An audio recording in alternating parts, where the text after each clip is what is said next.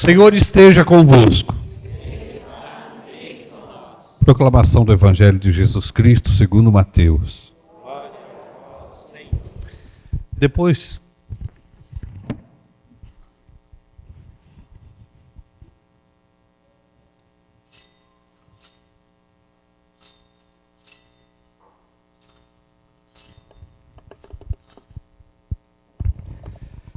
Depois que a multidão comera até saciar-se, Jesus mandou que os discípulos entrassem na barca e seguissem à sua frente para o outro lado do mar, enquanto ele despedia as multidões. Depois de despedi-las, Jesus subiu ao monte para orar a sós. A noite chegou e Jesus continuava ali sozinho. A barca, porém, já longe da terra, era agitada pelas ondas, pois o vento era contrário. Pelas 3 horas da manhã, Jesus veio até os discípulos andando sobre o mar. Quando os discípulos o avistaram, andando sobre o mar, ficaram apavorados e disseram: "É um fantasma!" E gritaram de medo. Jesus, porém, logo lhe disse: "Coragem, sou eu, não tenha medo." Então Pedro disse-lhe: "Senhor, se és tu, manda-me ir ao teu encontro, caminhando sobre a água." E Jesus respondeu: "Vem." Pedro desceu da barca e começou a andar sobre a água em direção a Jesus. Mas quando sentiu o vento, ficou com medo. E começando a afundar, gritou: "Senhor, salva-me." Jesus logo estendeu a mão, segurou Pedro e lhe disse: "Homem fraco na fé, por que duvidastes?" Assim que subiram na barca, o vento se acalmou. Os que estavam na barca prostraram-se diante dele, dizendo: "Verdadeiramente tu és o Filho de Deus." Após a travessia, desembarcaram em Genezaré. Os habitantes daquele lugar reconheceram Jesus e espalharam a notícia por toda a região. Então levaram a ele todos os doentes e pediam que pudessem ao menos tocar a barra de sua veste. E todos os que a tocaram ficaram curados. Palavra da salvação. Glória a vós, Senhor. Podemos sentar um instante?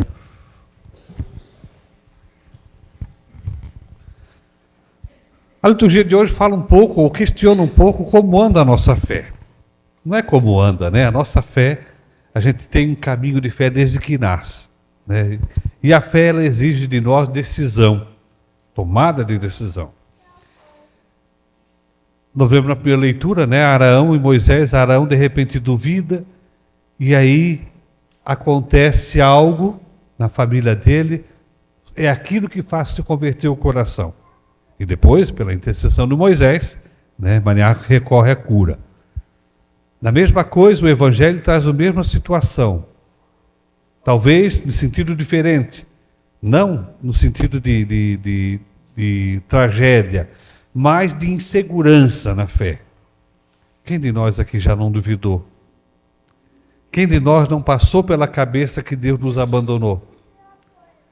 Quem de nós não sentiu fraqueza diante de um desafio? Eu falo sempre que é justamente nesse momento que a gente tem a oportunidade de fortalecer a fé. Não fugir do desafio, mas tentar fortalecer a fé, porque só assim a gente reconhece a grandeza de Deus. Muitas vezes também, quando nós temos uma fé muito confiante, a gente acaba se perdendo do mesmo jeito. Porque a nossa fé é uma fé dependente. Dependemos de Deus. Não a dependência de escravidão, mas uma dependência de quem está conectado, ligado, é fruto, é criatura. A criatura depende do Criador.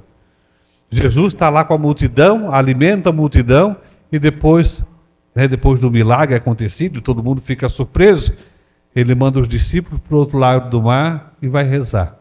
Os discípulos no mar, que é sempre o mundo, começam a ter aquela insegurança diante do balanço do mar. E Jesus aparece justamente naquela hora. Isso é interessante porque retrata a nossa vida assim, quando a gente está diante de um desafio. A propensão para a gente duvidar e ficar com medo é muito maior, porque a gente tem muito mais segurança em nós do que no próprio Deus.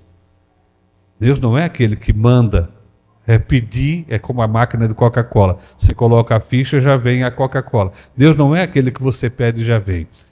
Antes de tudo, temos que levar em conta que o tempo de Deus sempre nos privilegia com o aprendizado. Os discípulos estão na barca e ali está balançando. Imagina o medo, né? Até porque naquela época, né, o lago de Genezaré, aquela região no fundo, todo mundo achava que ali tinha monstros, né? Era o mundo. Imagina sem o mestre e a barca balançando com o vento. O desespero é muito maior. Mas tem alguém muito ousado ali, que é Pedro.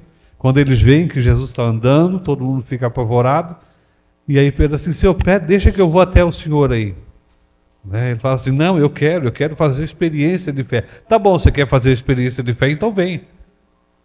Mas mais uma vez manifesta a nossa fraqueza. E quando o padre fala fraqueza, não quer dizer que algo ruim. Porque justamente é a fraqueza, como o padre falou, que nos faz perceber a grandeza de Deus. Quando Pedro vai, muito confiante de tudo, achando que sabia tudo, que fazia tudo, ele vai e o vento começa a bater. Crer em Deus, na teoria, é fácil. Na prática, não. Dizer que crê em Deus e crê em Jesus é fácil. Na prática, não. Porque a prática exige de nós confiança. Justamente a confiança que faltou a Pedro. Mas uma certeza a gente tem. Jesus não abandona. Talvez Pedro tivesse a falta de confiança, mas ainda assim ele continuou ali. Né? E com certeza vocês devem ter experiência de momentos em que faltou a fé, mas vocês permaneceram firmes na água. E foi justamente nesse momento que o Senhor resgata. Né? E aí todo mundo fala assim, não, realmente ele é o Filho de Deus. Às vezes, infelizmente, a gente tem que passar por uma dificuldade para reconhecer a grandeza de Deus. Né? E é interessante porque na trajetória da nossa vida, se a gente for fazer uma retrospectiva, a gente vai ver assim, como Deus me tirou das águas em todo esse tempo. Quantas vezes eu me senti fraco e não fui lá e me puxou. Então é motivo para dar ação de graças. Como eu falei um pouco antes, aquele que se levanta tem muito mais chance de crer do que aquele que fica parado em si mesmo, no seu conceito. Né? Quem lembra do Evangelho do domingo passado? Quem lembra? Ninguém lembra? É dom de fé, hein? Ninguém lembra do Evangelho do domingo passado? Tem presente. Agora vou lembrar, quer ver? Qual que era?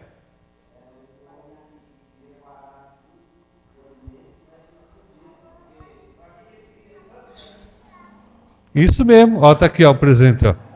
Vem cá, pode pegar. Vem cá. Ó, aprenda, hein? O Evangelho não é só para escutar. A fé não é só para andar. Morreu na noite mesmo. Morreu na noite mesmo, isso mesmo. Às vezes, porque aí Jesus traz esse sentido, né? Às vezes nós confiamos muito, porque o homem na leitura fala assim, o que eu vou fazer com toda essa colheita? Onde que eu vou guardar? Já sei, já vou fazer um celeiro e ali vou guardar tudo que é meu, meus bens, e vou dizer para mim mesmo, meu caro, aproveita, viaja, né? Aproveita a vida porque é curta. Mal sabe ele que era mais curta do que pensava. E aí Deus fala, tolo, hoje ainda vai ter que entregar a vida. A nossa conversa não pode estar naquilo que somos, mas naquele que nos sustenta. Aquele que nos sustenta. E aí eu falava domingo, né? Em nenhum momento ali, aquela figura, Jesus fala que ele está errado. Ele não está errado, porque é fruto do trabalho dele, do esforço. E quem aqui não gosta, né, de ver o fruto do seu trabalho? É nosso também. Mas o único defeito dele é que ele não agradeceu a Deus porque teve chuva, não agradeceu a Deus pelos empregados, ou até mesmo os empregados, pensando em si mesmo. Pensar em si mesmo é como Pedro agora, é caminhar no mar achando que é uma vantagem. Não é. Né? Viver essa corrente de fraternidade, onde eu reconheço o meu irmão, onde eu reconheço que tudo é graça de Deus, vai fortalecendo a nossa caminhada. Aí sim, pode vir vento, pode vir tempestade. Lembra de Mateus? Porque a casa é construída sobre a rocha da fé, da firme fé, ainda que eu na trajetória me sinta fraco, mas eu sei em que eu ponho a minha confiança. Amanhã vocês vão celebrar o dia do padroeiro, Bom Jesus, né? Através de toda a história, se for, estava falando para o Donizete que veio comigo, né? Um pouco da história da comunidade, né? Da colônia dos italianos. Quantos deles não sentiram dificuldades, mas manteram-se firmes na fé? Agora também é a nossa vez, né? De mantermos firmes na fé. Pode dar vento, pode dar tempestade, a gente pode sentir medo, mas não pode nunca perder a esperança em Jesus. Louvado seja nosso Senhor Jesus Cristo.